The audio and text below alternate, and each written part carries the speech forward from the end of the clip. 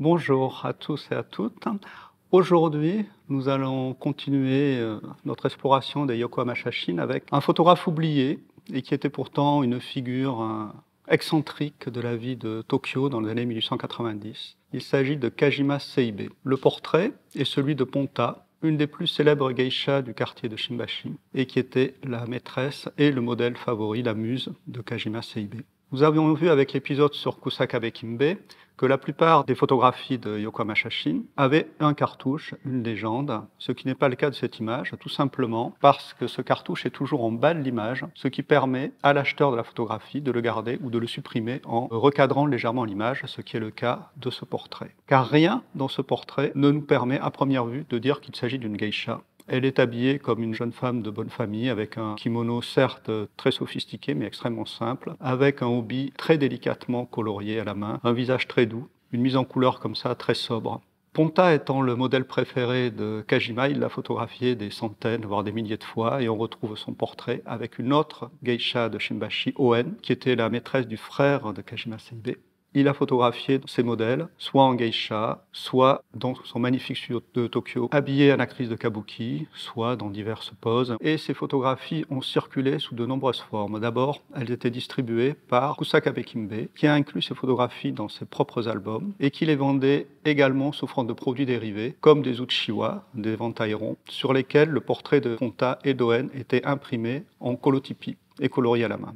Il y avait ainsi toutes sortes de merchandising, on pourrait dire, pour les Yokohama Shashin, en particulier les albums. Les photographies étaient distribuées sous forme d'albums, avec des couvertures en lac très sophistiquées. Elles étaient également distribuées sous forme de cartes postales, sous forme de plaques de verre coloriées pour lanterne magique, et même de foulards de soie. Rien ne destinait Kajima à la photographie. C'était le fils d'un artisan modeste, mais par son mariage, il a acquis la fortune de sa femme, qui était l'héritière d'une riche brasserie de saké. Mais Kajima a dilapidé toute la fortune familiale en construisant un studio extravagant à Tokyo et en entretenant sa maîtresse, Ponta, ce qui a entraîné au bout d'un moment des problèmes avec sa belle famille, qu'il a finalement déshérité et a obligé Kajima à divorcer. Et il décide de s'exiler à Kyoto en compagnie de Ponta, qui l'épouse.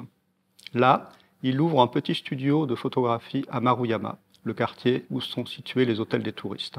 Malheureusement, il est victime d'un accident avec un flash en magnésium, durant lequel il perd une partie de l'usage de sa main et un de ses doigts. En effet, Kajima, qui s'intéressait beaucoup aux techniques photographiques, avait été un des premiers photographes au Japon à utiliser le flash en magnésium, en particulier pour des portraits d'acteurs de kabuki lors de représentations. Et malheureusement, il perd une partie de l'usage de sa main et doit arrêter la photographie.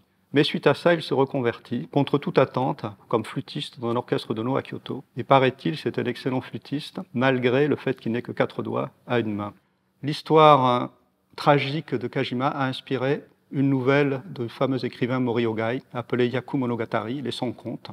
Une nouvelle fantastique. Curieusement, Mori Ogai aurait pu se moquer de ce Shashin Daijin, comme on l'appelait, le photographe prodigue qui dépense sans compter sa fortune. Mais il le traite comme un personnage tragique. Il décrit Kajima comme une espèce de fantôme aux yeux creusés, fatigué, et Ponta comme une infirmière qui veillerait sur lui.